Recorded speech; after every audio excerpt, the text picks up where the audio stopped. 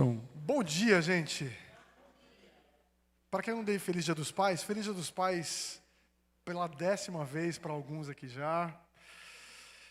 Eu brinquei com o pessoal que assim, né? Quem sabe, né? Já tá ali na barriga da minha esposa, eu não sei, né? Não sei, a gente também não sabe, entendeu? Então, Deus sabe, né? Deus sabe. Amém. Gente, vamos orar para a gente poder começar. O Senhor nos abençoe nessa aula aqui. A gente tem muita coisa legal para discutir hoje. Vamos pedir a direção de Deus? Baixe sua cabeça aí, vamos orar juntos. Deus Todo-Poderoso, obrigado, Senhor, por tudo que nós já vivenciamos aqui nessa manhã, pela alegria de estarmos aqui, privilégio esse que o Senhor nos dá, e pelo privilégio também de termos aqui, congregarmos em uma comunidade que se preocupa com a formação do Teu povo. Por isso, nessa manhã, nos abençoe, para que nós possamos, iluminados pelo Teu Espírito, compreendermos a Tua vontade para nós, especificamente nesse tema tão importante que é o trabalho. Que assim a gente venha crescer na graça e no conhecimento do Senhor e, através daquilo que o Senhor colocou em nossas mãos, glorificarmos o Teu nome. Nos abençoe em nome de Jesus. Amém. Meus irmãos, quem estava aqui semana passada?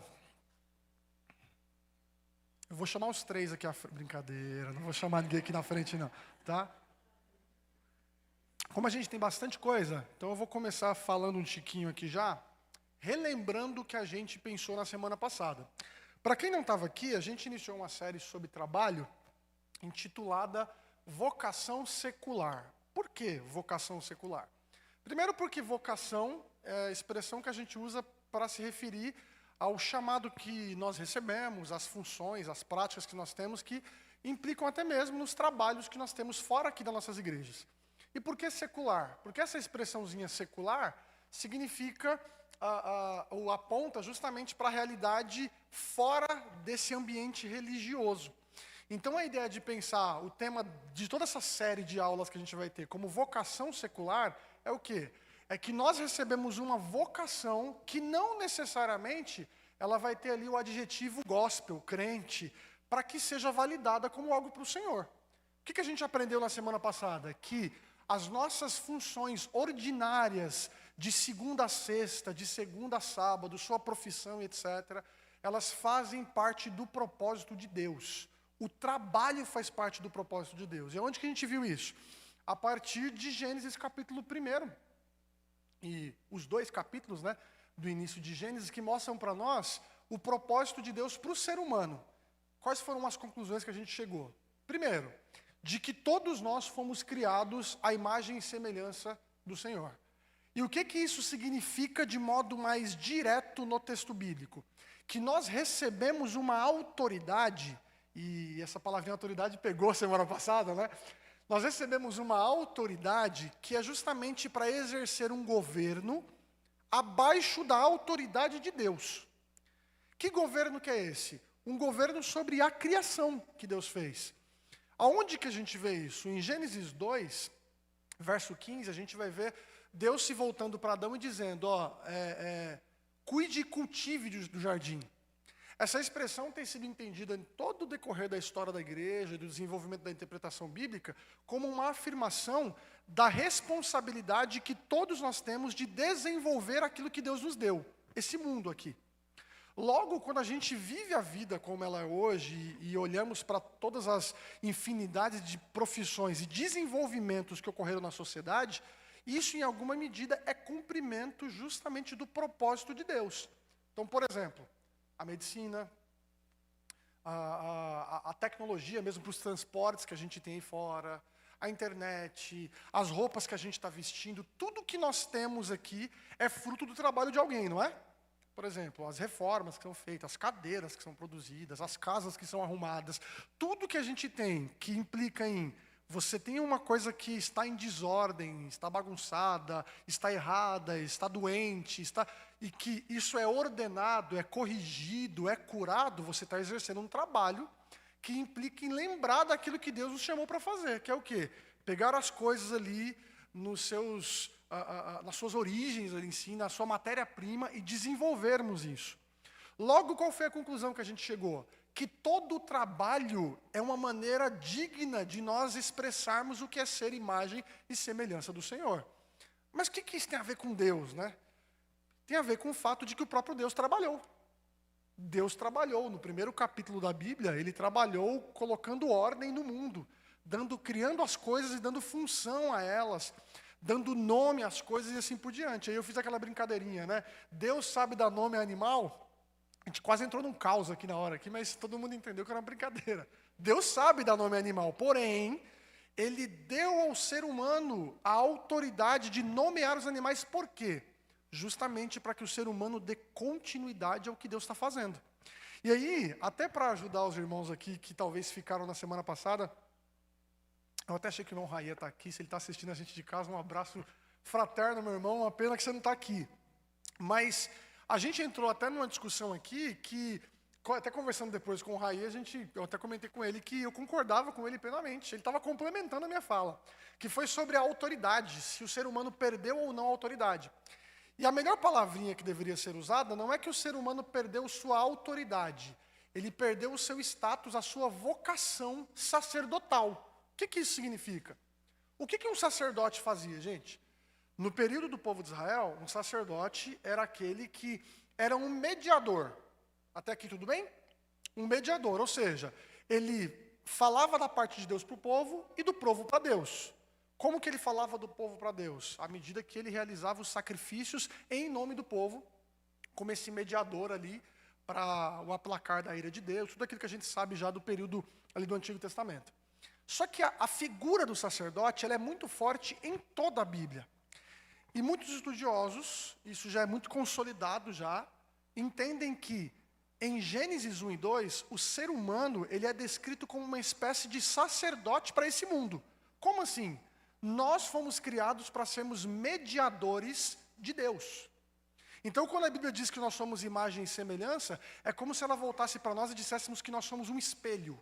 De modo que nós refletimos quem Deus é à medida que nós fazemos aquilo que está em nossas mãos, vivemos nossas vidas e assim por diante. Então, quando a gente fala e quer responder a pergunta, o que o ser humano perdeu depois do pecado? Ele perdeu esse status, essa posição de um mediador. Por quê? Porque ele não faz mais nada para a glória de Deus, ele faz para a sua própria glória. Um exemplo que nós demos foi a própria Torre de Babel, onde o ser humano exerce a sua autoridade de construir e desenvolver, só que ele faz isso para fins próprios. E aí Deus vem, confunde as línguas, exerce um juízo, e aí depois disso a gente conhece toda a história bíblica marcada por pecado, por desobediência, pelo ser humano fazendo coisas que são boas, mas que no final não se mantêm como dignas de serem feitas para a glória de Deus, porque de fato não são. E aí o que Jesus faz no Novo Testamento? Ele restaura a nossa vocação, que é a vocação sacerdotal. É por isso que Pedro vai chamar a igreja de quê? Lembra como é que Pedro chama a igreja? Sacerdócio santo, ou seja, nós somos uma comunidade de sacerdotes que agora em Jesus podemos novamente fazer tudo que está em nossas mãos para a glória de Deus. E aí, só para fechar esse resumão aqui, quais foram as conclusões que nós chegamos sobre o trabalho mesmo em si, sobre o que Deus espera de nós a partir das nossas funções? Primeiro, é que Ele espere que nós glorifiquemos a Ele através da excelência que nós temos no nosso trabalho. Então, fazer um trabalho bem feito não é meramente o que nós fazemos apenas para receber o salário. Deu para entender? A gente faz para dignificar o Senhor, porque se a gente faz com excelência, isso aponta para o fato de que Deus nos criou com a capacidade de fazermos coisas excelentes. Certo? A segunda coisa é que a excelência do que nós fazemos tem que ser com a motivação de abençoar o outro. Então a gente tem dois movimentos aqui. O trabalho serve para amar a Deus acima de todas as coisas e para amar o próximo como a nós mesmos. Até aqui, beleza? Nós colocamos dois problemas do nosso relacionamento com o trabalho e que um dos problemas vai ser a nossa aula de hoje. O primeiro problema é que em um mundo de pecado, o trabalho às vezes é supervalorizado. Então a gente lida com o trabalho como se ele fosse um fim em si mesmo, como se ele fosse tudo nessa vida. Eu usei até aquela expressão que você vê muito usada hoje no ambiente corporativo, que é o workaholic, que é aquela pessoa que se dedica desenfreadamente em trabalhar. Tudo é trabalho, tudo é trabalho. Isso é errado do ponto de vista bíblico. Só que em contrapartida, é errado também você ser indolente. O indolente não é o preguiçoso necessariamente. O indolente é o indiferente. É aquele que, assim, ele está no trabalho e ele fala, eu vou fazer o mínimo possível aqui e tá tudo certo, entendeu? E acabou. Cumpri a minha carga horária, fiz o pouquinho que eu pude aqui e tá bom. O indolente é aquele que trata com desprezo para com o trabalho. Ele faz porque tem que fazer e etc. E isso também é complicado do ponto de vista bíblico. Por quê? Porque isso não glorifica ao Senhor. E isso traz uma imagem até errada sobre a expectativa de aposentadoria que a gente tem quando a gente pensa em trabalho. E aí não... Exatamente. Mas quando eu falo de aposentadoria, pensem aqui. Não é que a gente não possa se aposentar aqui em si, mas é que a gente tem uma perspectiva de que o plano de Deus é nos salvar para nos aposentar no novo céu e nova terra. Muito pelo contrário. Quando a gente lê em Apocalipse 21, o próprio João fala que nós, como servos de Deus, serviremos ao Senhor. Essa expressão carrega a demanda que nós teremos em um mundo sem pecado de continuarmos vivendo para a glória de Deus. Se você ainda tem na sua cabeça que você vai ficar tocando harpa, com asinha nas costas, cabelinho encaracolado loiro, está errado. Não é isso não, gente. A gente vai trabalhar. Agora, quais profissões estarão lá? Obviamente não serão todas que nós temos hoje. Eu até brinquei que uma delas, obviamente que ela não se traduz apenas, não se define por ser uma profissão em si, mas pensando numa função, pastor vai acabar, né? Então, eu e o pastor Guilherme tem prazo de validade, todos os pastores vocês conhecem. Porque lá a gente vai competir com Jesus, e aí é desleal, né? Não dá para ganhar do mestre, né? Então, basicamente é isso que a gente conversou na semana passada. Hoje, especificamente, a gente vai falar sobre a idolatria do trabalho. Como que o trabalho pode ser muitas vezes idolatrado e automaticamente se tornar um problema para nós. Mas já adiantando para vocês, o que a gente vai discutir no restante do mês?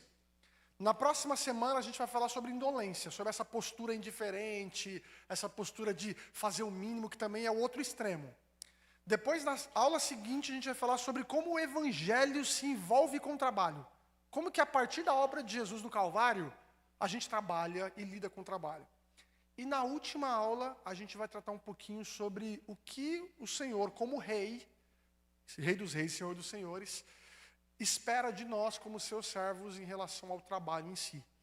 Então a gente vai ter, pelo menos acredito que sim, algumas dinâmicas interessantes para vocês pensarem, perguntarem sobre como é que eu lido com o meu chefe, como é que eu lido com um funcionário tal, como é que eu faço quando no meu trabalho acontece tal coisa e assim sucessivamente.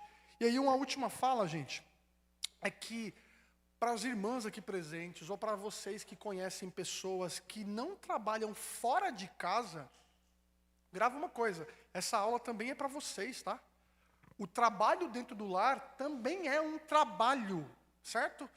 Porque você está justamente botando ordem no caos da sua casa, muitas vezes. Que é necessário para que, obviamente, seu marido, seus filhos, seus pais sejam abençoados e, a partir disso, possam exercer outras funções fora da sua casa. Mas o trabalho também ocorre em casa e é um tanto quanto importantíssimo para a nossa vida como um todo. Amém? Deu para entender para quem não estava aqui na semana passada? Deu para pegar legal para ter uma ideia aqui? Boa. Alguma dúvida, algum comentário que algum de vocês queira fazer? Algum comentário, Rony? Tá tudo bem aí? Então tá bom. Então vamos lá, gente. A gente vai falar sobre a idolatria do trabalho aqui. E aí, eu queria começar pensando o seguinte com vocês. Olha só. A gente tem uma dificuldade de trabalhar no mundo hoje, não tem? Vocês sabem me dizer por quê?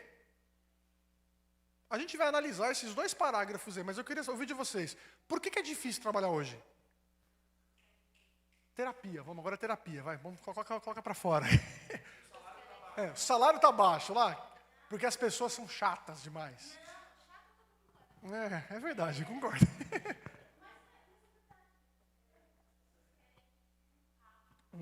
Essa ansiedade, essa pressão, né? Legal, Ana, legal. Essa ansiedade que acaba pressionando todo mundo, né? Pressiona todo mundo, né? Vamos supor, eu vou dar um exemplo. Eu respondo muito WhatsApp, né? Do trabalho. Aí, se eu não respondo, lá tem uma regra. Você mandou mensagem, eu tenho 48 horas para responder. Se você quer muito urgente, aí você liga. Sim. Se você está desesperado, você manda um e-mail e liga ao mesmo tempo. Aí tem clientes que mandam mensagem de manhã, quando é de tarde, meio-dia. Se você não respondeu, o cliente está ligando. Ah, é porque eu mandei e-mail, eu mandei uma mensagem. Que horas o senhor mandou a mensagem? Quando o senhor mandou a mensagem? É o alecrim dourado esse aí, né? Aí eu até brinco, né? Eu até brinco, gente, eu preciso ser um ser de luz, mas eu tenho o alecrim dourado.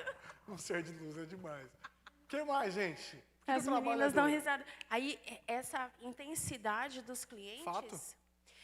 Isso... Sufoca. Sufoca, Perfeito, exatamente. perfeito. Aí eu tenho um chefe que fala assim, ó, sem emoção na mensagem.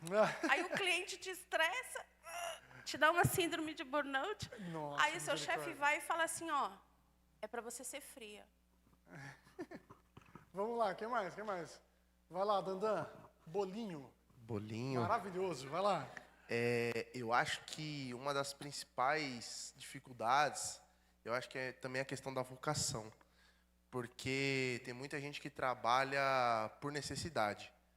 E aí a gente encontra dois cenários totalmente diferentes. Tem aquele Vou te ajudar. Se sujeita a um trabalho por necessidade, né? Isso que eu ia falar. Todo mundo tem que trabalhar. Isso, tem gente que trabalha naquela profissão por amor. Gostaria, né? Exatamente. Tem gente que trabalha por amor, que pode ganhar R$1.000 que seja, Exato. o cara tá lá fazendo por amor. E tem outro que trabalha só para pagar as contas de casa. Sim. E trabalha com aquele peso, levanta, de novo tem que trabalhar. Então eu acho que essa também é uma das grandes dificuldades. A gente saber acertar o que a gente gosta. Perfeito. Trabalhar com o que a gente se tem mais familiaridade, eu acho que também tem toda a diferença. Perfeito. Mais alguém? Vamos lá, irmão Liseu, manda pra mais. Quando Deus falou com Adão para ele tomar conta do Éden, ele já trabalhava. Exatamente. Só que não tinha aquele problema dele trabalhar e do suor do corpo ele ter que pegar as coisas que ele ia viver, Exatamente. tirar da terra. E de uma terra amaldiçoada. Exatamente. Aquilo foi é como se fosse uma repreenda de Deus pelo mal que ele fez. Falou assim, ó, por que você fez isso? Agora o seu trabalho ele vai ser um pouco mais penoso. Ou Perfeito. muito mais penoso. Perfeito. Eu acho que é aí que está o ponto. Perfeito. Até aí não era ruim trabalhar. Exatamente. Era uma consequência do Temos que... alguém pensando biblicamente aqui, é isso aí. Agora, daí para frente, normalmente a gente ouve uma pessoa no domingo de noite falar assim, eu vou voltar para aquele inferno amanhã. Mas é porque tem E deveria ser o contrário, né? Deveria ser o contrário. Exatamente. Porque o lugar que a gente trabalha deveria ser um lugar agradável, porque nós estamos lá. Exatamente, perfeito. Muito obrigado pela contribuição de vocês. Alguns comentários aqui para a gente refletir um pouco mais. Pensa o seguinte, no texto que eu coloquei aqui, ó, a frustração de um local de trabalho caótico, em vez de ver nosso trabalho como adoração, somos tentados a adorá-lo. A gente tem, no final das contas, essa dificuldade com o trabalho porque a gente vive em um mundo que não é o ideal. Estão comigo? O mundo não é ideal, mas o mundo não é ideal porque não é ideal na nossa cabeça, é porque ele é marcado por pecado, certo? E aqui está a raiz de tudo, sabe por quê? As falas que, por exemplo, a Ana, o Danilo colocou aqui, elas são muito pertinentes, só que o grande problema é que a gente pode correr o risco de, como crentes, achar que a solução está em apenas reverter isso aí. Então eu tiro a pressão de um ambiente de trabalho e ele fica bom. Não. Então se eu encontrar a minha vocação correta, então o trabalho fica bom? Também não. Porque até mesmo quando você está no local onde você gostaria, com as funções que você gostaria de fazer, ainda assim o trabalho se torna caótico. Aí assim se torna difícil. Por quê? Porque há uma realidade de vida que nós estamos inseridos, que é como se houvesse permeado ao nosso redor o que a gente entende por pecado. Pecado, gente, na Escritura não se define apenas por uma questão de ações que eu pratico e faço. Porque a gente pensa em pecado do ponto de vista apenas prático. Sendo que o pecado, principalmente para Paulo, ele é encarado como uma realidade ou até como uma entidade. Faz sentido para vocês? O pecado me matou. Quando Paulo fala isso, estão comigo? Quando Paulo fala isso, o pecado me matou, traz a ideia para nós de que o pecado não tem que ser entendido apenas com coisas que eu faço, mas como alguém, como uma espécie de realidade ou entidade que está atuando na vida do crente muitas vezes e na vida do ímpio com certeza. Então, isso faz com que o pecado seja difícil. A primeira coisa que a gente tem que ter, e eu comentei isso na semana passada, reforço hoje. Todo e qualquer tema que você seja questionado a respeito de como que a gente tem que encarar a vida em relação ao trabalho, casamento, etc., um crente precisa ter sempre o exercício de olhar para essas coisas a partir de fundamentação bíblica. Ai, mas está claro, depende, porque a gente pensa que fundamentação bíblica é ter texto prova. Só que eu não tenho texto prova sobre tudo na vida. Eu não consigo chegar lá sobre o meu chefe, sobre tal coisa que ele fez específica, sobre isso aqui e tal, e ver um texto especificamente que não tem. Só que a Bíblia dá para você um roteiro. Sabe talvez vocês já ouviram falar sobre isso? Em teatro, em filmes, quando você vai ver os bastidores de uma peça que ocorreu, ou de um filme que foi filmado, etc. tal, aonde a cena que ocorreu, que foi para a tela, não estava no roteiro.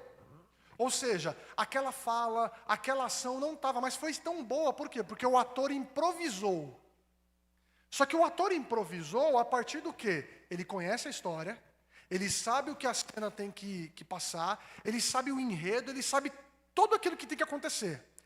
Os detalhes, cabe uma certa variação, porque eles não vão atrapalhar no que quer ser passado na cena, desde que o ator siga os princípios do roteiro.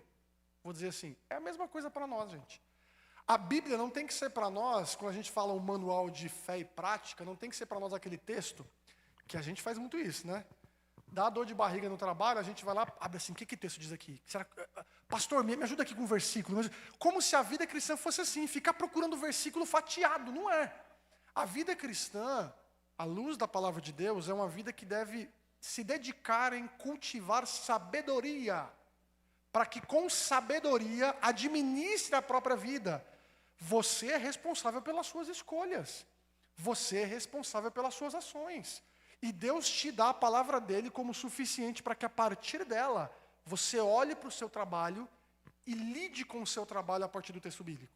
Então, o primeiro ponto que a gente tem que considerar para a aula de hoje é o seguinte: Adão e Eva escolheram trabalhar para si mesmos, priorizando aquilo que julgaram ser melhor e descartando o que Deus realizou como perfeito. Basicamente isso é o quê? É um resumo do que é o pecado, ou pelo menos da origem do pecado para a humanidade. Por quê? Porque a gente sabe que o ser humano foi criado, e olha que ironia, o ser humano foi criado para habitar num jardim que implica em viver com Deus, na presença dele, tendo fartura inumerável, só que uma proibição. E qual que a gente escolhe? É óbvio que a gente escolhe o que não pode, né? É igual criança, né? Você vira para a criança e fala, não faça, ela vai fazer, ou pelo menos vai ser tentada a fazer mesmo, certo? Eu até brinco, né? Falei muitas vezes isso na outra igreja que nós congregávamos, que crianças, você pode pegar crianças até os seus 5 anos ali, elas são o melhor argumento sobre a doutrina do pecado que você pode dar para qualquer pessoa. Você quer demonstrar que o ser humano é pecador? Aponta para uma criança, gente. A gente olha para a criança e diz, a criança é aquela coisa assim, a criança é meiga, é bela, aquela coisa, mas ela é não um pecadorzinho em potencial, não. Ela já demonstra resquícios do pecado de Adão que também habita nela. O pai ensina a criança a fazer coisa errada? Em tese não, né?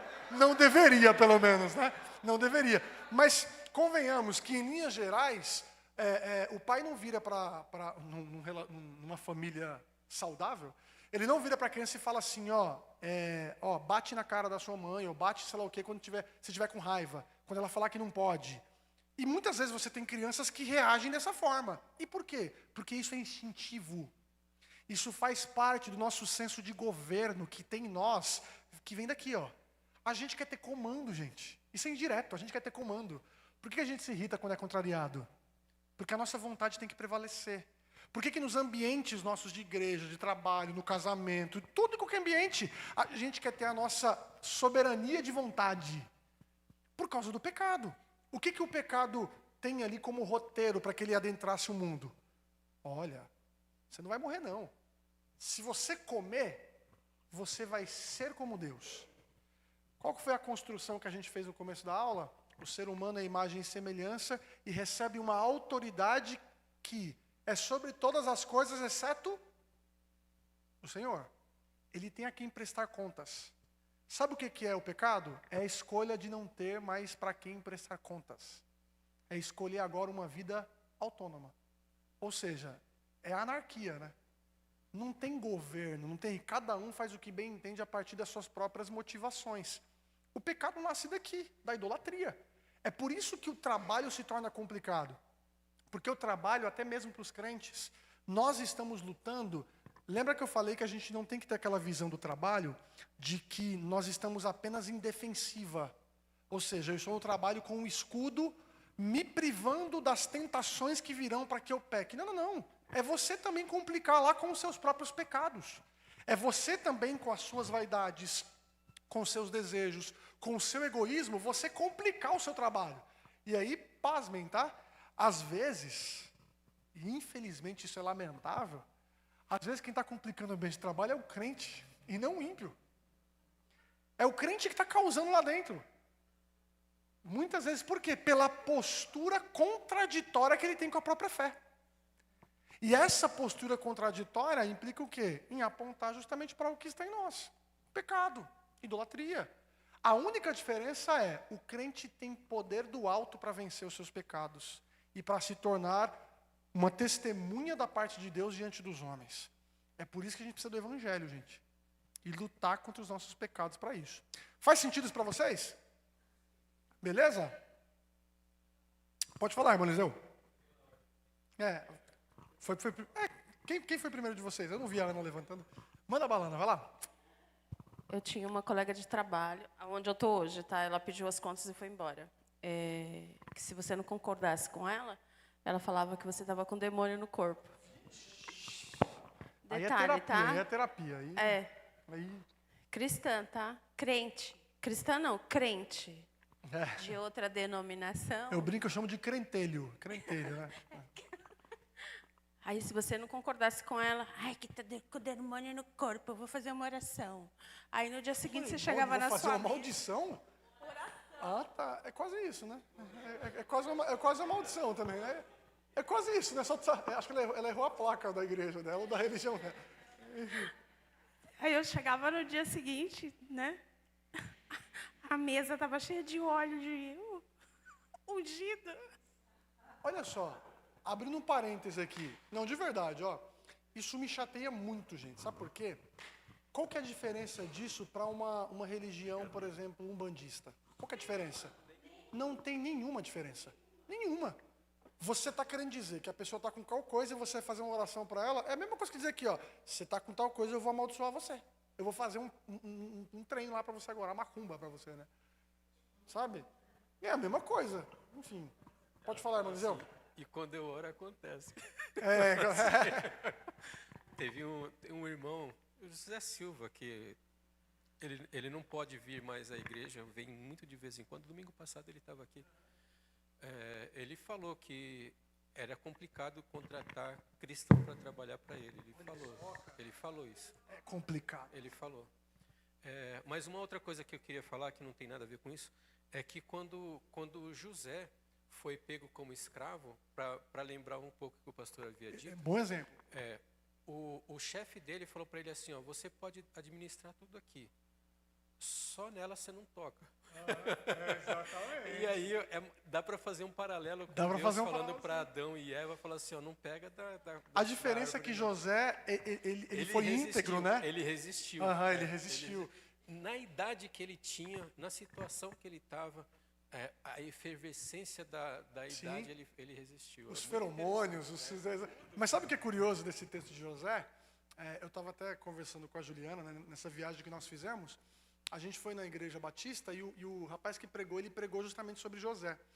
E uma coisa que é interessante é que no texto, a gente dignifica muito José, só que no início da história e no final desse relato dele com a mulher de Potifar, tem o que a gente chama, né, tecnicamente de... Enfim, não vou falar difícil com vocês aqui, não é necessário. Mas é como se tivesse um sanduíche de temas, porque um título que aparece no início, ele é retomado no final, querendo trazer uma ideia de que esse é o tema principal dessa história. Isso é qual que é? E Deus estava presente com José. Esse é o segredo da passagem. A passagem não é, porque aí Isso muda tudo. A gente muitas vezes é moralista. Ah, então você tem que ser como José. Não, você tem que ter a presença de Deus. Não é ser como José, porque José não tinha capacidade própria nele mesmo para vencer seus pecados. Era o fato de Deus estar com ele que o tornava ali capaz de vencer as tentações, né? Exatamente, olha a consciência que ele tinha, né? Perfeito.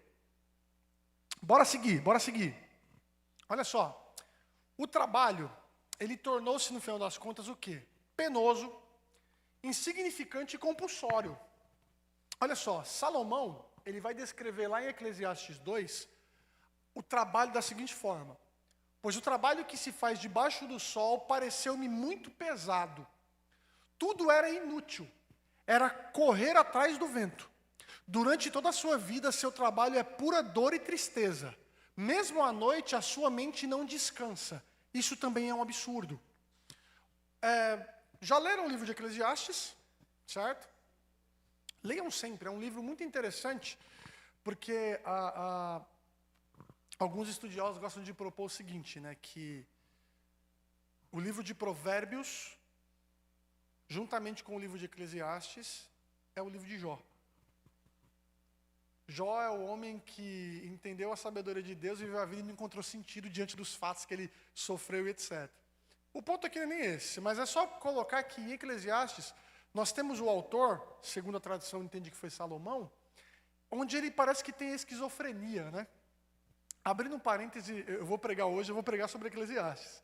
E é justamente um texto onde você vê, muitas vezes, ele vai elogiar o trabalho. Que o trabalho é uma maneira de você ter a herança, conseguir bens, abençoar, etc. Só que ele vai depois ter esse fato aí. Por quê? Porque justamente é assim que a vida é, gente. O trabalho ele é uma bênção para nós, mas ele não é uma bênção sempre. E na maioria das vezes não será. Vai ser isso aqui, ó. Esse sentimento de pressão. Olha só, durante toda a sua vida, seu trabalho é pura dor e tristeza. Eu acredito que, e não creio que, e espero que não tenha ocorrido isso com vocês, mas vocês conhecem pessoas que passaram a vida inteira frustradas com o que faziam ali, com o trabalho. E aí chega no final da vida e a pessoa está ali, só com lamentação. É só lamentação por causa do trabalho. E aí, olha que interessante. Mesmo à noite a sua mente não descansa. Aqui eu tenho certeza que todo mundo já teve uma noite que não dormiu direito por causa de trabalho. Eu tenho certeza. É o chefe, a conversa com o chefe, as funções, são as tarefas, as demandas. E aí o trabalho faz isso, sufoca a gente. Torna a gente muitas vezes ali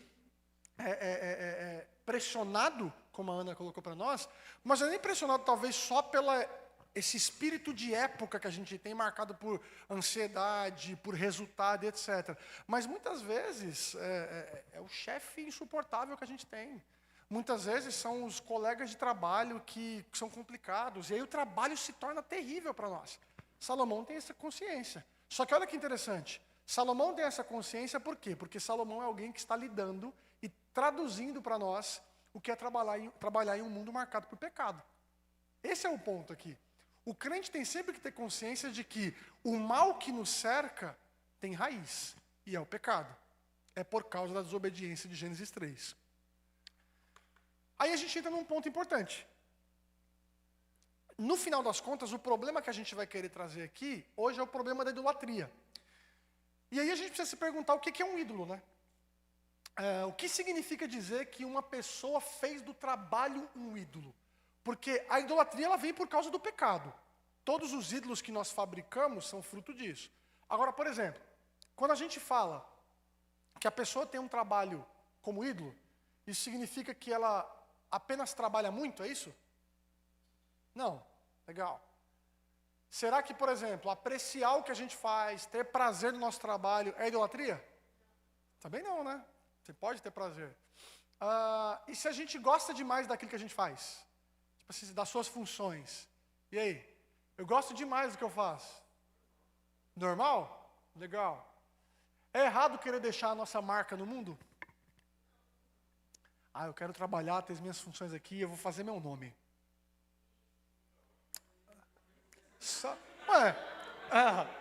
Tá, quer deixar minha marca no mundo? Tudo bem, fazer meu nome aí? Não. Então dá o seu pra mim. Vamos lá.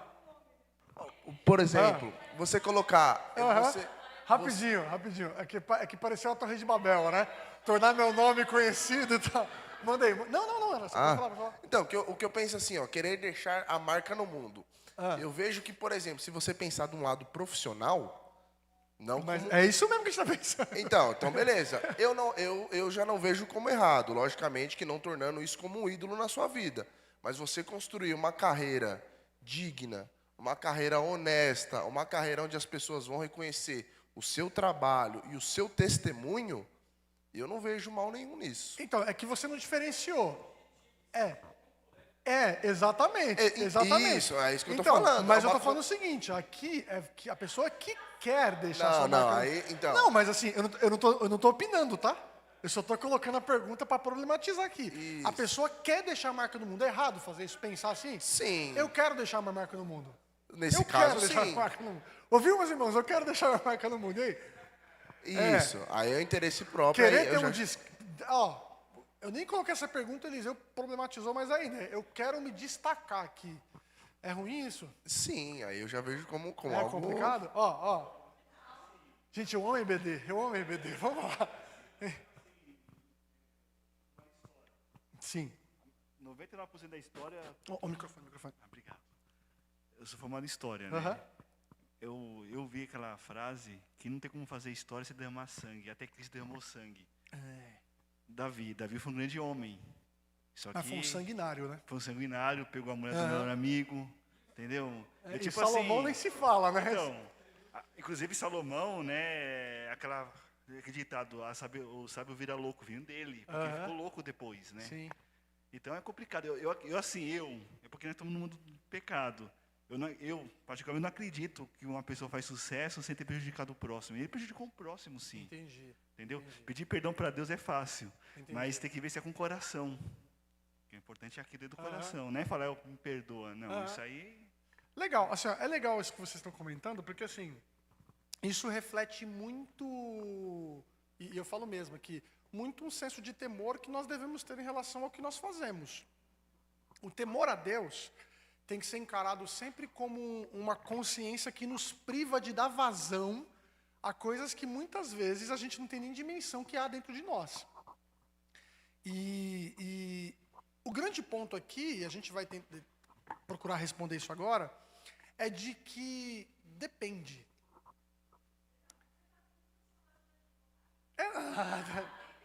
Mas sabe por quê?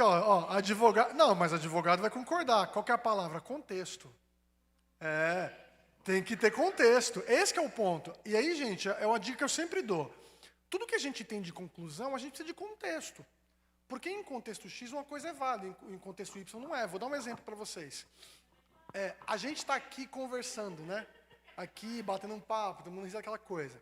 Só que, por exemplo, se eu vou pregar, a maneira de falar é diferente. Porque o contexto implica em outro tipo de postura.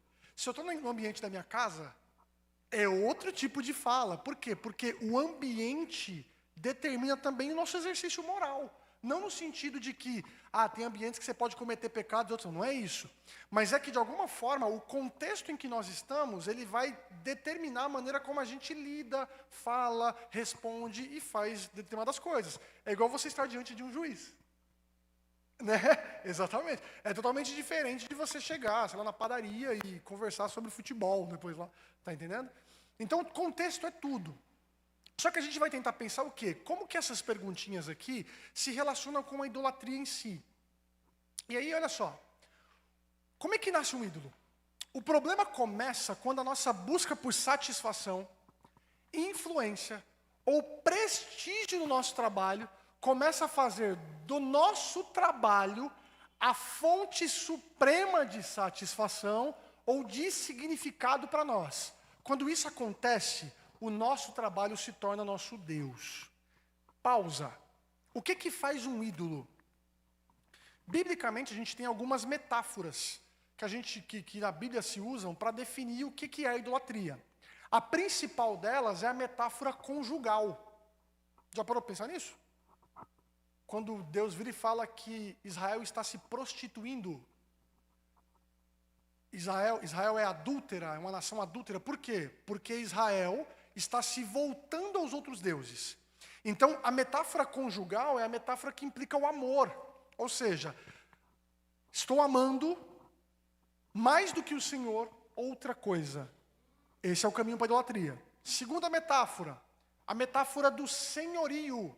É quando eu me submeto à autoridade de outra coisa que não seja Deus. Por exemplo, Jesus, no capítulo 6 de Mateus, no Sermão do Monte, ele vai falar sobre Mamon.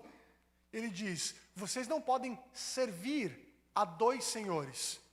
Ou você servirá um e rejeitará o outro, ou servirá o outro e assim por diante. Ou seja, a metáfora do senhorio, da obediência, da submissão a qualquer outra coisa ou alguém, também caracteriza a idolatria.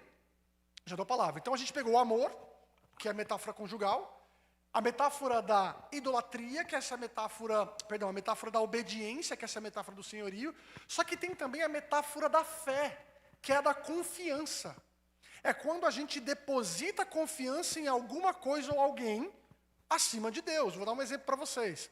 No primeiro capítulo de Abacuque, todo mundo conhece aqui o profeta Abacuque, né? Mas exato. O profeta Abacuque, ele estava num contexto, basicamente, onde Judá estava cometendo muita corrupção. Ou seja, o povo de Deus estava sendo marcado por desobediência. O que Abacuque faz? Ele começa a escrever um texto que não é direcionado ao povo. Todos os profetas escrevem textos para o povo. Abacuque escreve um texto para Deus. E ele escreve assim, Senhor, até quando vai permitir que haja maldade, violência e um tanto de coisa aí? Qual que é a resposta de Deus para Abacuque? Não, eu vou dar um jeito. Eu vou acabar com Judá. Abacuque vai motivado, querendo ter restauração, e Deus vai dar juízo. Na descrição do juízo, Deus diz para Abacuque que vai enviar a Babilônia, para que a Babilônia exerça o juízo de Deus por causa da desobediência de Judá. Na descrição de quem são os caldeus, ele coloca que eles confiam, depositam a sua fé em seus cavalos, em sua força, em suas espadas. Ou seja, é você depositar a confiança, a fé em algo e alguém, como que aquilo trouxesse para você segurança, salvação e etc. Então vamos gravar aqui. Como se faz um ídolo? Como que eu fabrico um ídolo? É indo lá e pedindo para fazer uma imagem? Não, isso é fichinha, gente. Imagem é o de menos. A gente fica muitas vezes terceirizando o pecado da idolatria para católico, sendo que o pecado da idolatria é pecado de gente. Ser humano comete o pecado da idolatria. Vocês cometem o pecado da idolatria. Eu cometo o pecado da idolatria muitas vezes. Muitas vezes nós estamos diante de ídolos. Pode ser família, pode ser trabalho, pode ser tantas coisas na nossa vida. O carro dos sonhos, tudo isso pode ser. Por isso que eu até falei na semana passada, que não há problema em ser rico. O problema é desejar querer ser rico. Se você deseja ser rico, você está diante de um ídolo. Depende. Exatamente, é genérico isso. Porque assim, a ideia de deixar uma marca, a gente muitas vezes, esse que é um problema. A gente ignora contexto e a gente coloca como se houvesse somente uma única forma de deixar uma marca no mundo. Obviamente não. Existem tantas formas de deixar marca no mundo. Quantas pessoas não tiveram muito sucesso e a gente lembra delas hoje ainda porque elas deixaram uma marca no mundo? Você vai dizer que elas não queriam fazer com excelência o que elas estavam fazendo. Elas não queriam ser relevantes no que elas estavam fazendo. O problema não está nisso. O problema da idolatria é quando a gente coloca essas coisas à frente do Senhor. Não tem nenhum problema em você querer ser o melhor funcionário da sua empresa. A grande pergunta é, por que você quer ser o melhor funcionário? Está entendendo? Você quer ser por quê? Para que você seja reconhecido, receba aplausos, se torne... Porque aí vai envolver motivações que só você vai poder discernir. Agora, querer ser o melhor, porque isso implica a empresa crescer, você abençoar pessoas, você ter sucesso para abençoar. Porque assim, gente, sucesso não é um pecado. Sucesso não é pecado. A gente tem um grande problema com isso. Exatamente. Sucesso é consequência de você, com integridade, pelo menos no cenário ideal, né? Com integridade, com esforço, com dedicação, você fazer o que é bem feito. O grande problema é que, como que você percebe que o sucesso se torna um Deus? É quando você, na busca pelo sucesso, está disposto a fazer tudo e passar por cima de quem quer que seja para que tenha sucesso. Esse é o problema. Lembra que a gente deu um exemplo no final da aula, na semana passada, de Ruth? Que eu coloquei para os irmãos aqui que Ruth é um dos principais exemplos de dinâmica do trabalho para nós. Por quê? Porque Ruth ela escolhe ir para uma região onde ela sofrerá grande preconceito por quem ela é. Gente, pensa aqui, ó. Você se casa, perde o marido, sua sogra também está sem marido. Aí, qual que é o natural da coisa? Cada um volta para a sua família, eu vou voltar para a casa do meu pai, para a casa da minha mãe, e vou começar de novo. Aí você vira e fala assim, não, eu vou com a minha sogra, para a terra dela, que é rival da minha. Os moabitas são rivais de Israel. Vocês sabem de onde que vem os moabitas? Os moabitas vêm justamente do incesto lá de Ló e as filhas. E são amaldiçoados por causa disso. Os moabitas são aqueles que se tornam pedra de sapato na própria Israel. Então pensa o que é Ruth chegar em Israel, ela é uma moabita. Você acha que ela chegou lá assim, nossa, que legal, você é moabita. É igual a gente faz, que legal, você é kardecista, eu sou crente. Vamos. A gente é assim hoje. Não, com certeza ela sofreu preconceito. Ela sofreu. Tanto que no livro de Ruth, todas as vezes que aparece Ruth, vai ter um qualificador à frente. Ruth, a moabita. Ruth, a moabita. Só que ali, na retórica do texto, há uma ironia ali. Por quê? Porque Ruth, que é a moabita, ela vive como Ruth israelita. E Noemi, a israelita, vive como Noemi moabita. Entendeu? Ou seja, as ações são diferentes. E isso já mostra para nós, abrindo um parênteses aqui, como que Deus não escolhe tribo, né? Ele escolhe gente que crê nele verdadeiramente e se submete à vontade dele, né? Mas estão comigo, gente, no ponto aqui da idolatria, de como que isso pode se tornar um problema? Queria colocar algumas coisas para vocês aqui, ó. Primeiro, no livro Evangelho no Trabalho, os autores, ao falarem sobre isso, vão dizer assim, ó, para muitas pessoas hoje em dia, sua paixão é o seu trabalho. E todas as coisas que seu emprego pode oferecer a elas. Dinheiro, prestígio, identidade, prazer, propósito. Para aqui rapidinho. Olha só. A gente muitas vezes até reduz o que seria o trabalho como um problema ao sucesso em si. Mas muitas vezes não é nem o seu trabalho o que ele vai te dar em termos de carreira. Mas o que ele vai te dar em termos de bonanças para a vida. De resultados para a vida. De bênçãos para você mesmo. Isso pode ser um problema. Porque muitas vezes o trabalho é colocado num pedestal justamente porque ele te dá prestígio, ele te concede um dinheiro que é demais, ele te dá identidade. Eu sou isso aqui. Eu sou tal coisa. Ele te dá prazer, ele vai te dar propósito. E aí que está o problema. Quando o trabalho vira o seu propósito, Deus já assumiu, gente. Porque o propósito nosso da vida é viver para a glória de Deus, promovendo o reino dele até que ele venha. Esse é o propósito do crente. Em tudo que está nas nossas mãos. Só que quando o trabalho se torna um propósito, isso significa que a sua vida parece que só se traduz aqui. E parece que a vida só basta aqui. E a gente perde um senso de eternidade. Eles continuam. O nosso trabalho aprisiona o nosso coração e a nossa devoção. Nós nos entregamos a ele dia após dia. Ele se torna o objeto principal de nossa paixão, da nossa energia e do nosso amor. Podemos não admitir isso de bom grado, mas adoramos o nosso trabalho. E a ideia de adoração aqui não é a afirmação genérica, quando você fala, eu adoro fulano. Aqui é a ideia de culto mesmo. É quando o seu coração se devota. E aí como é que o seu coração se devota ao seu trabalho? É quando você passa a amar o seu trabalho mais do que se deve, passa a confiar no seu trabalho mais do que se deve e passa a obedecer ao seu trabalho. As duas metáforas, as três metáforas, lembra? Conjugal, a do senhorio e a da religião, que é a da confiança. Um exemplo, se você ama o seu trabalho acima de tudo, você vai passar a confiar no seu trabalho acima de tudo.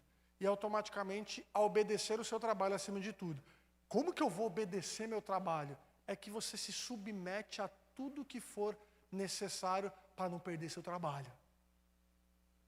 Agora, vai com a imaginação aí e tenta pensar o quanto que muitas vezes nos ambientes de trabalho a gente começa a se vender.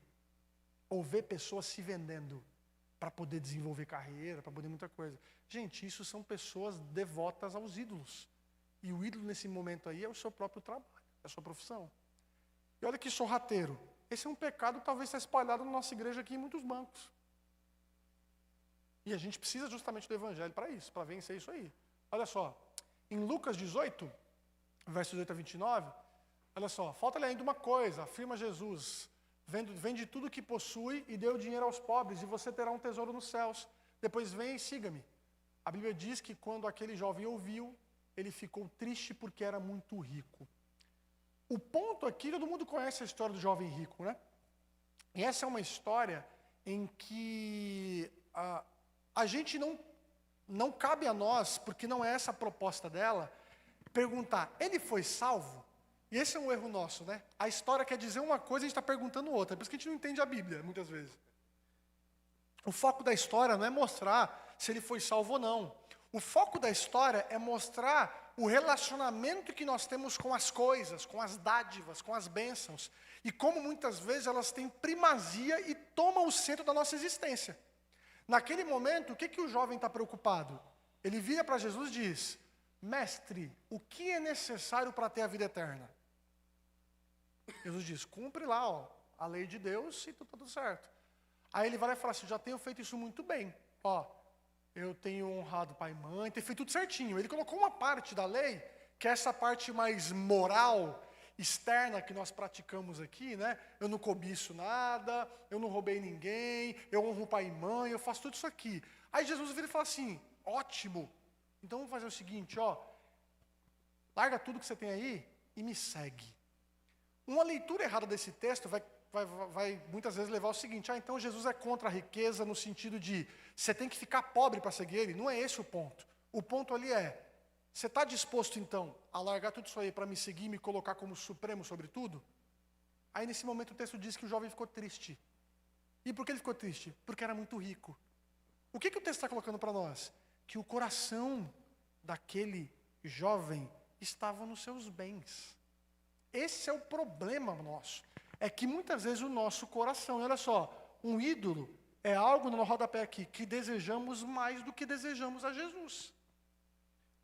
Eu estou lendo um livro que se chama Praticando o Caminho, é um livro sobre discipulado e tal, e nesse livro o autor vai propor que o discipulado é você estar com Jesus, depois a segunda fase, se parecer com Jesus, e depois a terceira fase, fazer o que Jesus fez.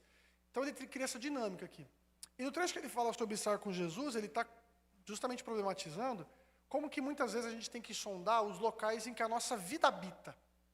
E aí, antes que a gente pense assim, ele está falando do trabalho, não, ele está falando sobre a maneira de viver a própria vida em si mesmo. Aí ele fala, como é que a gente sonda os locais em que a nossa vida habita? É quando na hora de dormir, você se pergunta o que você pensa nos últimos momentos do seu dia. Quando você acorda, o que primeiramente vem à sua mente? Quando você está com um conflito, um problema, qual que é a primeira coisa que vem aqui? Porque muitas vezes é o quê? A gente tem um problema na nossa vida, a gente fala assim, ai meu Deus do céu, eu tenho que conversar com fulano e pegar um empréstimo. Eu tenho que fazer isso aqui, então amanhã tal. E a gente nunca se lembra de Deus. A gente nunca lembra de Jesus. E aí, gente, é um momento onde nenhum de nós, quando peneira direitinho, se escapa da idolatria. Todos nós, a todo momento, estamos flertando com os deuses à nossa volta. Todo momento, os falsos deuses, né? Estamos flertando, por quê? Porque a gente quer ter seguranças nas nossas próprias mãos. Sabe do jovem que vira e fala assim, um exemplo hipotético aqui, eu vou me casar depois que eu terminar a minha faculdade. Aí ele termina a faculdade. Aí os dois lá estão noivos e falam assim, não, mas a gente quer primeiramente dar entrada no nosso apartamento. Aí dá entrada no apartamento. Aí o apartamento sai, não, mas espera aí, a gente vai terminar o mestrado primeiro. Tal. E aí você vai sempre colocando coisas na frente, por quê? Porque no fundo, esse casalzinho ele entende o seguinte, eu não estou disposto a entrar numa vida incerta em que eu não tenho nas minhas mãos as garantias que eu preciso ter para poder ter minha vida. Então eu tenho que ter meu mestrado, meu apartamento, meu carro, meu tudo isso aqui. Gente, o que é isso se não idolatria? Às vezes a gente está discipulando juventude pensando que o problema é pecado sexual. A gente tem que privar eles. Tem pecados até mais complicados que esse, que é justamente de uma pessoa que não confia em Deus. Ela não confia no Senhor. Olha como é que é sério isso. A gente precisa muito pensar sobre o tema do trabalho da maneira profunda como a Bíblia apresenta para nós. E tudo começa justamente em entender o lugar que muitas vezes nosso coração está. Pode falar. É que também uma coisa que, até numa outra vez que você deu essa aula que eu assisti, que você deu essa orientação, que ficou no meu coração até hoje, de como, para a gente sondar a idolatria do nosso coração, é quando a gente se pergunta, e se eu perdesse isso, como eu ficaria? Se eu perdesse o meu esposo, por exemplo, como eu ficaria? Eu perderia o sentido da minha vida? Se eu perdesse o meu trabalho, eu perderia o chão? Então, são formas da gente sondar, porque é muito difícil, às vezes, você se enxergar idolatrando alguma coisa. É muito sorrateiro, quando você vê, você já está adorando aquela coisa em questão. Então, se fazer essas perguntas assim é muito importante mesmo, trazer para a nossa mente algo do coração. Porque se você deixar, você vai numa esteira e aí você se perde mesmo no processo. É perfeita essa fala, olha um ponto importante. Grava uma coisa, você nunca vai conseguir atacar seu próprio ídolo, tá? Sabe por quê? Porque isso é sacrilégio. É sacrilégio. Eu não cometo blasfêmia contra o meu Deus. Eu não cometo blasfêmia contra o meu Deus. Os seus ídolos são seus. Eles são preciosos. Quem aqui já assistiu O Senhor dos Anéis? Já assistiram O Senhor dos Anéis? Gostam do Senhor dos Anéis? Vocês não gostam do Senhor dos Anéis? Não é possível. Hein? Vocês não lembram do precioso? O precioso. Pegar aquele anel, ele é precioso para mim. Eu avanço um reino inteiro porque eu quero aquele anel. Gente, isso é idolatria. É idolatria. E dói lidar com os nossos ídolos, dói. Sim. Sim, e por aí vai. Você pode colocar tantas outras coisas aí. Vocês lembram, por exemplo, eu gosto muito de cultura pop. Então a gente consegue ver muitas coisas na cultura interessantes. A série Crônicas de Nárnia, vocês lembram do personagem Eustáquio? Sabe quem é ele? Quem é o Eustáquio? É o primo chato, né? Que o que acontece com ele na história? Vocês lembram? Com o Eustáquio? Ele se transforma em um dragão. Ele vira um dragão.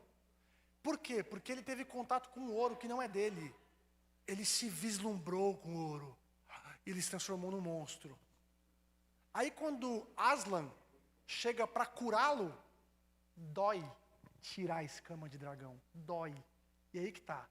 Quando seu ídolo é cutucado, dói. Porque é seu. É seu precioso. Mas ele está acabando com a sua vida. Esse é o ponto. Está acabando com a gente. A Juliana deu um exemplo aqui que eu sempre gosto de reforçar isso mesmo. Pense nas coisas que você mais ama na sua vida hoje. Tudo. Pense nas coisas que você gosta. Que são bênçãos, os sonhos que você tem. Pensa nisso. Coloca tudo isso assim, ó. Faz um exercício um dia. Eu comentava isso, pessoal. Pega uma folha. Escreve. Eu quero isso, eu desejo isso. Coloca tudo isso assim, que você quer, que você sonha de expectativa. Aí você coloca embaixo assim, ó. Deus não quer nada disso. Lê e vê como é que seu coração reage. Eu não estou querendo dizer que Deus não queira. Talvez Deus queira, talvez Deus queira. A gente não sabe. Mas o ponto é fazer o exercício de se talvez lá na frente Deus não dá nada disso. Como é que você vai estar? Porque esse exercício é uma maneira de você poder sondar seu coração e entender o quanto que você está. Já te dou a palavra, segura aí. O quanto que você está envolvido com as coisas. Porque o problema não é sonhar, o problema não é desejar. Está tudo certo, gente. Nós fomos criados para isso mesmo, para sonhar, para almejar, etc. A gente quer desbravar tudo. Isso faz parte de nós. Onde é que eu ia chegar no lance da marca? Deixar sua marca no mundo é justamente o chamado que a gente tem de Gênesis 1 e 2, gente. Cultivar o jardim, crescer, multiplique, encham a terra, subjuguem, dominem. Isso faz parte de quem nós somos. O grande problema é qual a motivação disso. Esse é o problema. Deu para entender? É igual eu falei, a gente pega, por exemplo, Walt Disney, Steve Jobs e tantos caras aí que foram extremamente relevantes. Eles marcaram o mundo? Marcaram. Só que nenhum deles fez aquilo para a glória de Deus. E aí está um problema. Sabe? Por mais que ainda assim abençoe. Foi até o que a gente comentou na semana passada sobre a autoridade, né? Por mais que o pecado haja em nós, O ser humano ainda tem, mesmo sem Deus, a autoridade de desenvolver as coisas.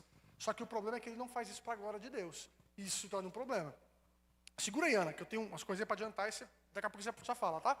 Olha só, o nosso trabalho se torna um ídolo quando nos identificamos com ele em demasia. Nos identificamos com ele em demasia. Tem problema se identificar com o trabalho? Não. Mas quando é em demasia, aí sim. O nosso trabalho se torna o principal consumidor de nosso tempo, de nossa atenção e de nossa paixão, bem como o meio principal de medir a nossa felicidade ou a satisfação na vida. Olha só, complicado isso, né? A gente só é feliz mesmo se estiver no emprego tal, se isso aqui, a nossa vida acaba e assim por diante. É muito complicado isso, gente, porque em um mundo de pecado, você nunca vai estar satisfeito. Em um mundo de pecado, contentamento é um desafio. Exatamente, a liberdade também, né? Pois é. Seguindo, as principais maneiras que a gente idolatra o trabalho. Primeira delas, o nosso trabalho é a fonte principal da nossa satisfação. Ou seja, quando a gente fala de satisfação, a gente está falando justamente o quê? Na busca por contentamento, certo?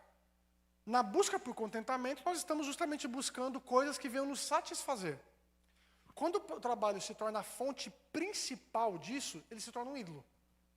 Por quê? Porque nós somos feitos para o Senhor, né? E automaticamente deleite, prazer e etc. estão no Senhor. Ele é a fonte da nossa satisfação e do nosso contentamento. É isso que faz Paulo virar em Filipenses 4 e dizer: aprendi a viver contente em toda e qualquer situação. Agora, quando o trabalho se torna uma fonte principal, o que isso vai resultar? Vai resultar justamente em uma postura em que, se o trabalho faltar, a gente entra em desespero. Tim Keller, um autor muito conhecido aqui no Brasil, já falecido, pastor presbiteriano, ele, no livro dele, Deuses Falsos, ele vai falar que a gente, para identificar um ídolo, tem que fazer a diferenciação entre lamento e desespero.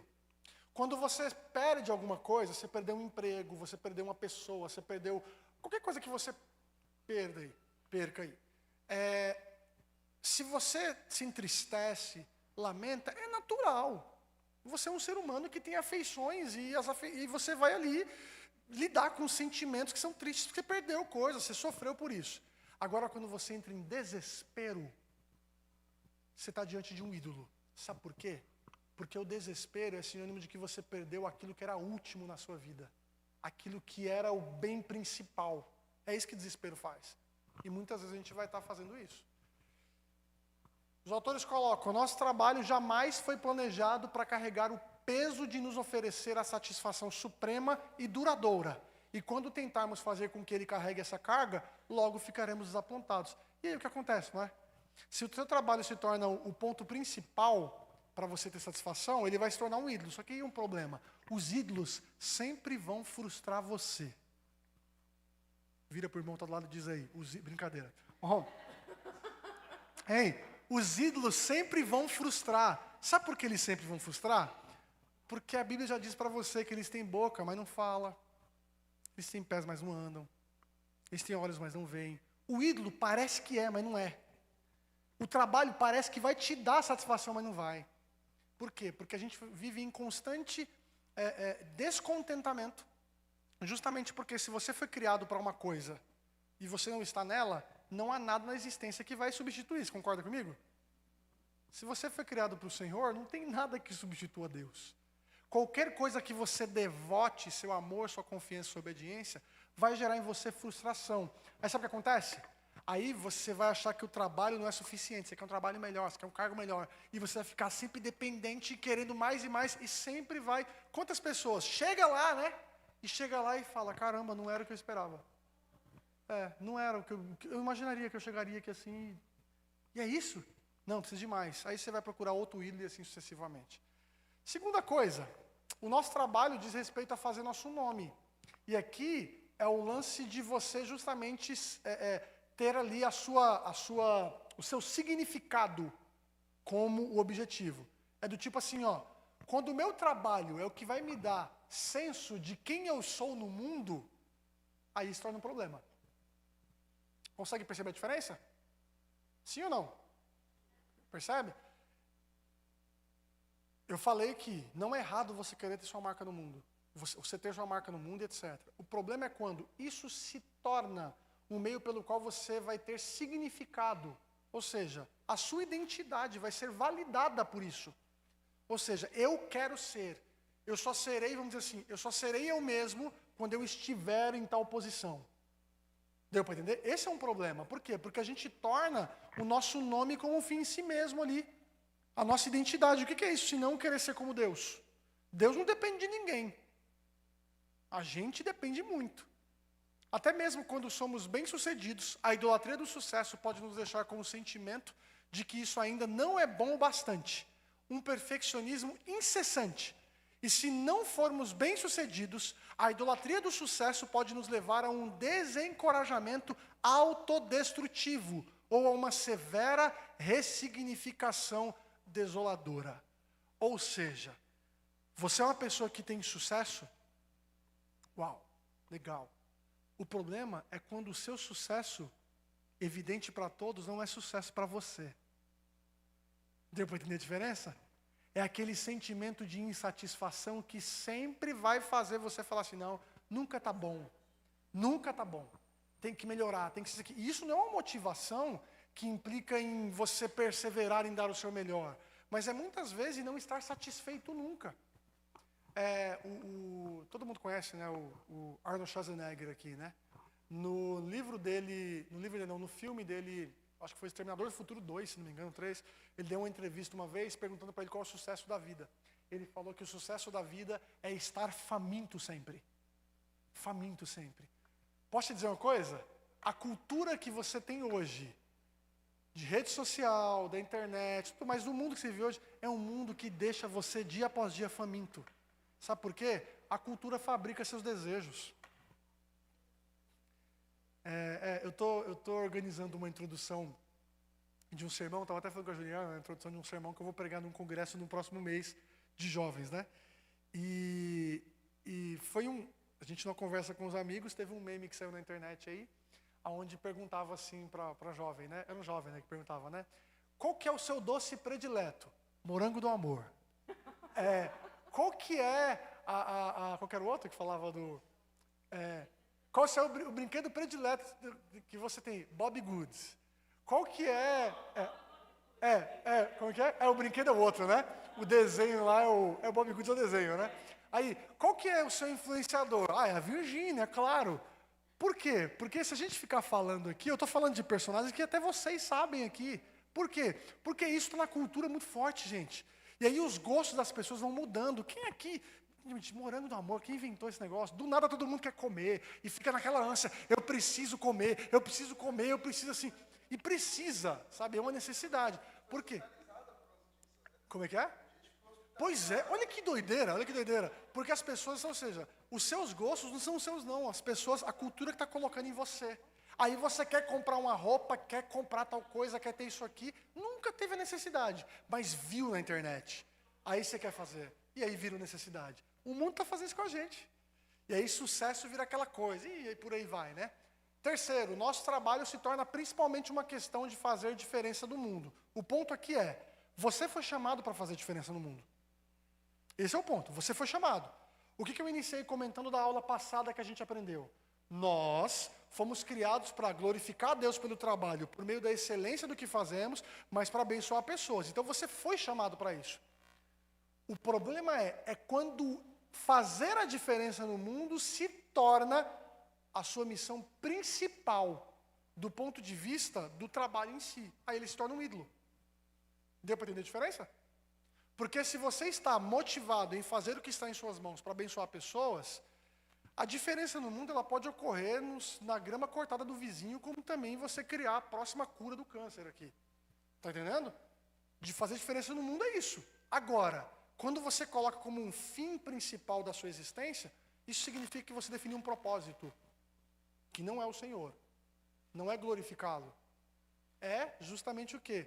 Ser o diferente do mundo. E aqui está muito ligado com o ponto anterior, da identidade, do significado, etc. A gente teve uma aula aqui sobre Jesus ser a vida. E eu pontuei 3 coisas para vocês, não sei se alguns de vocês estavam aqui, que Vida plena significa em saber quem você é, estar satisfeito e ter propósito. Essas 3 coisas é o que é viver. Se você sabe quem você é, se você tem contentamento e você tem uma vocação que te motiva a viver a sua vida por algo, você está vivendo plenamente. O grande ponto é que essas 3 coisas só são realmente alinhadas e adequadas a nós no Senhor. Nele nós somos imagem e semelhança, nós temos o contentamento, o prazer nele e propósito, que é o propósito que ele nos dá, certo? Agora, quando uma dessas coisas se torna um fim em si mesmo, aí, gente, é ídolo. Uma outra principal maneira de idolatrar o nosso trabalho é justamente se torná-lo principalmente uma questão de fazer diferença no mundo. E aí, olha só. Toda forma de idolatria, todo ato de adoração a algo que não seja digno da nossa adoração, gerará frutos amargos em nossa vida. Ou seja, se você está devotando, cultuando qualquer outra coisa que não seja Deus, isso vai trazer consequências para você. Não somente frustração, mas muitas vezes corrupção. Lá no Salmo 115, quando o salmista fala que os ídolos têm boca, mas não falam, têm olhos, mas não veem, têm pés, mas não andam, ele termina dizendo o seguinte: tornam-se como estes, todos os que o adoram. Ou seja, a adoração, ela molda você. Adorar a Deus, gente, estar aqui domingo a domingo, cultuar com o Senhor, etc., ao Senhor, é uma maneira pela qual você cresce na fé. Quer crescer na fé? Congrega. Quer crescer na fé? Cultua a Deus. Cante, medite, lê a palavra, participe disso. Isso está modelando quem você é. Agora a idolatria faz a mesma coisa, tá? Se você se volta para os falsos deuses, eles da mesma forma vão formar seus hábitos, seus desejos, suas motivações, sua busca e assim sucessivamente. Eles continuam. Os desejos bons e piedosos podem ser rapidamente transformados em ídolos, produzindo avareza, insatisfação e uma competitividade incessante. A idolatria é a clássica propaganda enganosa. Os ídolos prometem gratificação, mas nunca oferecem isso. Somos abandonados com uma insatisfação crescente e um anseio frustrado. Sabe o que é mais terrível? É que os potenciais ídolos da nossa vida, eles não são coisas ruins. Eles são as melhores coisas da vida. Filho, trabalho, bens, essas coisas boas que Deus te deu, bênção que Ele deu para você, podem se tornar depois justamente o argumento contra a sua própria vida, porque eles se tornaram ídolos. Gente, isso é muito sério. Falar sobre adoração na Bíblia é falar sobre o principal pecado do povo de Deus, que é a falsa adoração, que é a adoração aos ídolos, que é adorar quem não é Deus. E é o que está corrompendo a gente e afeta profundamente o nosso trabalho também. Esse aqui é meu último slide, né? E volta para mim, por favor, aí. Apertei sem querer aqui.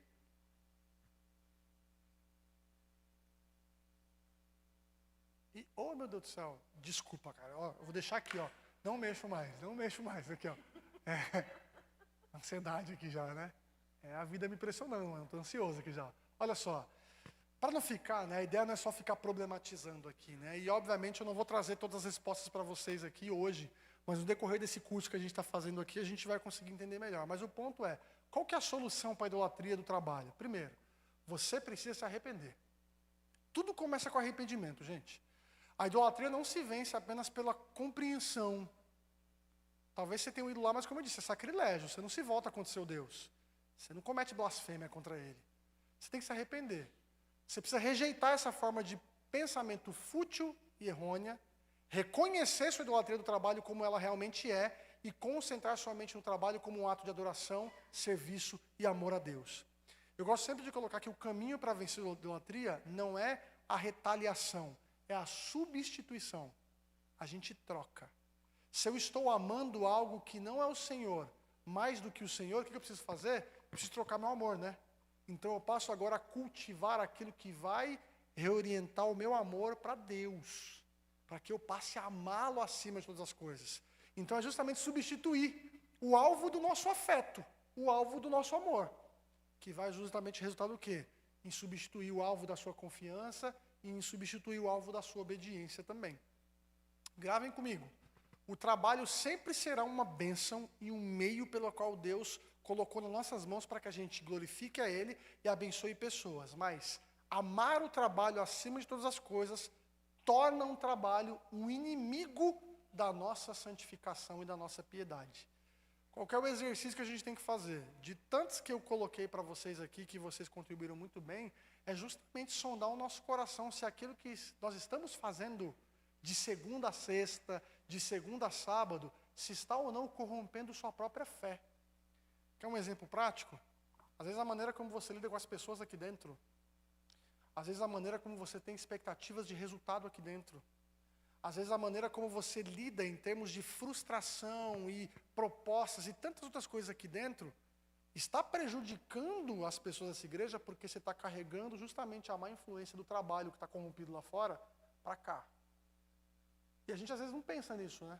A gente é produto, pessoal, de uma infinidade de influências, seja elas familiares, como também dos contextos de trabalho. E a gente começou na aula semana passada dizendo o seguinte: por que o trabalho é importante? Uma das principais razões é porque você vai passar mais tempo trabalhando na sua vida do que na sua casa, na sua família. Lembra que a gente falou isso? A gente passa mais tempo com as pessoas que não são do nosso ciclo íntimo do que as pessoas do nosso ciclo íntimo. Quantos não trabalham 8 horas por dia, chegam em casa depois, cansados, depois até de pegar um trajeto difícil para chegar em casa, aí toma um banho, come alguma coisa ali, tem uma conversinha de 1 horinha com a esposa, com o marido e vai dormir, porque no outro dia tem que trabalhar de novo. E no outro dia você vai passar mais um dia inteiro com outras pessoas que não são do seu ciclo íntimo. Você está sendo, de alguma forma ali, confrontado pelas influências dessas pessoas. E muitas vezes a maneira como você pensa na vida, a maneira como você tira suas conclusões, é produto disso. Quer um exemplo? Se a gente fala de política hoje, a depender de onde você trabalha, você tem sua posição política. Porque no seu ambiente político você vai ter as pessoas que estão desprovidas de qualquer pressão de fé, elas vão falar o que querem, pensar o que querem, e você, portanto, estar nesse ambiente, vai começar muitas vezes a concordar, a acreditar que é por esse caminho, que é isso, aquilo, e aí você vai chegar aqui e achar que aqui é a mesma coisa. Ah, lá resolveram uma situação. Ah, não, gente, quando dá trabalho no ministério, lá no meu trabalho é assim, funcionário ruim, a gente manda embora. Se no ministério aqui está ruim também, manda embora também. A gente começa a dinamizar a igreja como se fosse uma corporação, né? Um ambiente corporativo aqui, e a gente está aqui trabalhando, e é resultado e tal. Gente, isso não é igreja. Isso não é igreja. Olha como é que é terrível o resultado que nós colhemos quando o trabalho não está no lugar correto. A minha oração é para que essa semaninha aqui seja uma semaninha para a gente poder digerir tudo isso aqui e fazer igual o salmista nos ensina, né? Senhor, Senhor, sonda-me, conhece meu coração, prova meus pensamentos, vê se há em mim algum caminho mau, vê se há em mim algum caminho mau e me guia pelo caminho eterno, guia-me pelo centro da sua vontade. A gente precisa fazer esse exercício todo dia, gente. Orar a Deus assim todos os dias, para que o Senhor possa nos sondar, porque muitas vezes a nossa autocompreensão está deturpada por um ideal até de fé que a gente colocou, e a gente não é o crente que a gente espera não, tá? Posso dizer, você é muito menos piedoso do que você pensa que é, tá bom? Você é muito menos crente do que você pensa que você é. Grava isso. Você é muito menos santo do que você pensa que você é. E essa é a maneira mais saudável que nós temos para justamente lutar por santidade realmente. Sabe por quê? A incompreensão da nossa condição leva à acomodação. A gente pensa que é bom demais e afrouxa as rédeas, cai do cavalo depois, né? E esse aí que é o problema. Amém, gente? Vocês querem contribuir aí? Ana, te segurei porque eu precisava terminar, tá bom? Mas pode falar agora, minha querida. Você tem todo o momento do mundo. Se passar de meio-dia, o problema é só seu, brincadeira. Ah, o almoço está pronto. Ei, o que mais, gente? O almoço está pronto, bem. Ah, que beleza, hein? Ó, vamos lá. Fala aí, pode falar. Deixa eu só Mateus. falar, complementando aquilo que você falou da cartinha de que... Aquela cartinha Escrever, né? de escrever. Eu costumo fazer isso, dependendo da pessoa que eu estou conversando, eu falo assim, mas você está pronto para morrer? Eu estou. A pessoa fala, nossa, mas e seus filhos, e sua mãe, não sei o que. Eu falei, não, mas eu estou pronto. Eu estou pronta. Que isso? Que isso, né? Ó, tá vendo? Aí eu... Aí eu tenho esse costume de fazer essa reflexão, porque justamente por esse ambiente que a gente vive, né? De não, putz, será que eu estou idolatrando essa pessoa? Será que eu estou idolatrando o meu trabalho? Será que eu estou pronta realmente para morrer? Aí eu faço muito essa reflexão. Mas sabe o que é legal, Ana? Acho que para todos nós, assim, ó.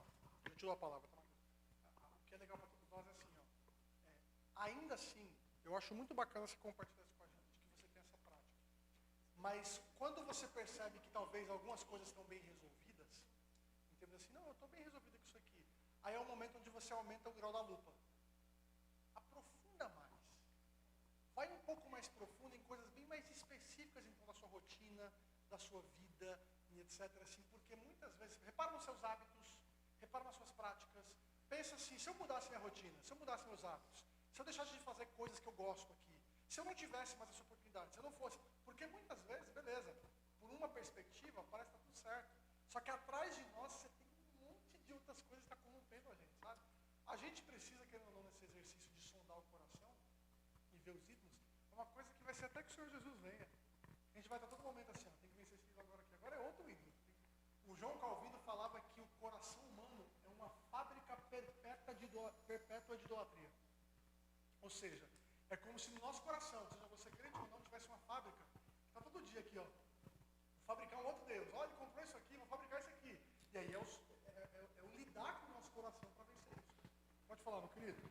Bom, um exemplo também, né, dessa idolatria, eu tinha um colega que trabalhava comigo, agora ele já está em outro setor, aí ele trabalhava lá, né, aí ele foi sair de férias, né, aí todo dia ele mandava mensagem para mim perguntando como é que estava lá o... Ai, cara, tá de férias? Sempre tem um, né? Todo Quer dia. tirar férias, né?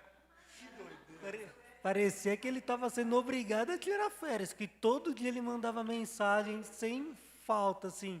E aí, se eu demorasse para responder, ele perguntava para outro colega. Meu Deus do céu, cara, é doença. Aí é terapia. Vai lá, Dandan. É muito interessante a gente pensar nisso, né? E eu sempre fiz, desde que eu me converti, eu sempre tive a ideia, e é até bem simples, né? A ideia do pecado. A gente tem lá o troninho no nosso coração, então tudo aquilo que assume o trono do nosso coração, assume o lugar de Jesus, que é o que deveria estar no trono. É basicamente isso. E quando você estava falando do sucesso ali, eu até veio na mente que muitas pessoas, quando alcançam um determinado ponto, elas acabam perdendo o sentido da vida. Exatamente por isso, por colocar ali, não, eu Porque quero... o sentido era esse, né? Exatamente, então eu quero chegar lá. Cheguei. E agora? A gente vê, às vezes, muitos famosos que acabam tirando a própria vida, tirando, sei lá, se drogando, morrendo por conta de overdose, exatamente por conta disso, porque o propósito da vida se resume ao sucesso. Entendeu? O nosso propósito de vida não tem que se resumir a esse tipo de sucesso, mas é o da cruz, porque é a vida eterna. Entendeu? Prega, rapaz. Exato. Prega. É exatamente isso. É a vida eterna, que não tem fim. É a vida eterna. Então a gente sempre tem que colocar isso em prática, porque, como você mesmo falou, a gente encontra lá no Salmo que a gente sempre resume a idolatria aos católicos, aos kardecistas, mas a gente idolatra a todo momento. É o nosso chefe, é o nosso carro, é os nossos filhos, muitas das vezes o nosso pastor. Exatamente. Eita, que indireta é essa? É verdade, Eita, né? ela falou com raiva pra mim. O nosso pastor. Mas é verdade. É um Mas é exemplo, verdade. um exemplo. É verdade. Mas tá certo. Tá certo. É verdade. O nosso time, quanta gente que não morre por causa de time? Verdade. Entendeu? Então é isso aí.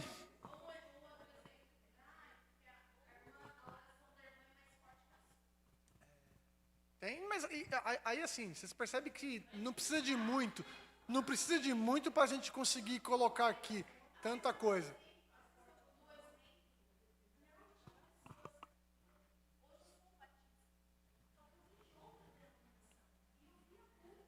Aham.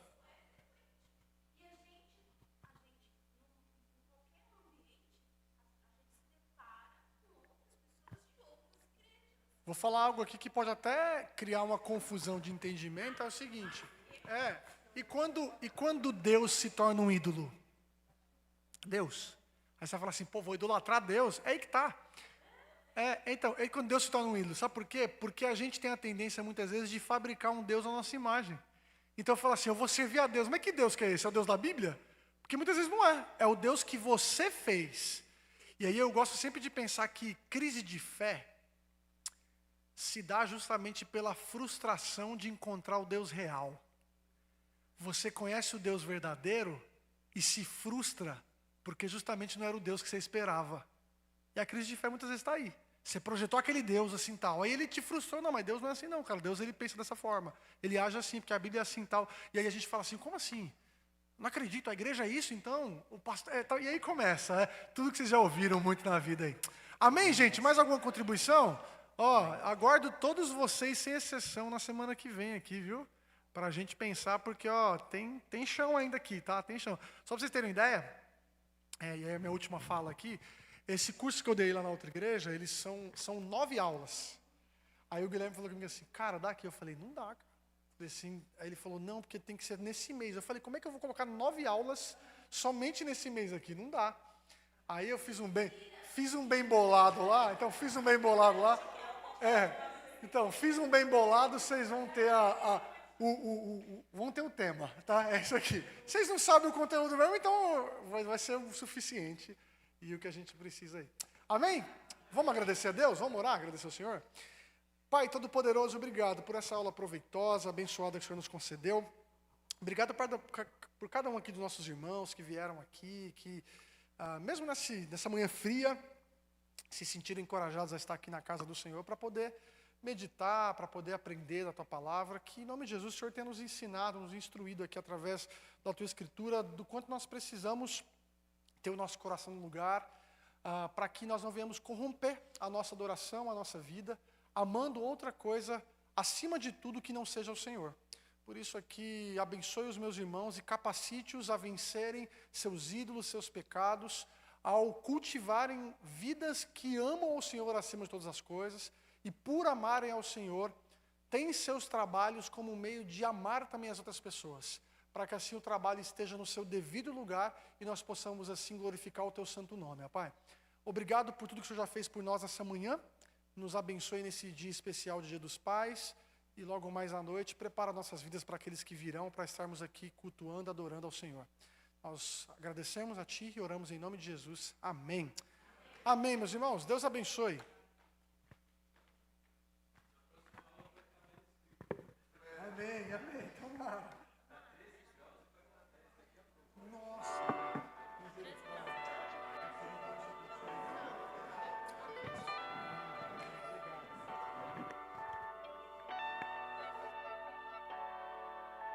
Ao único que é digno de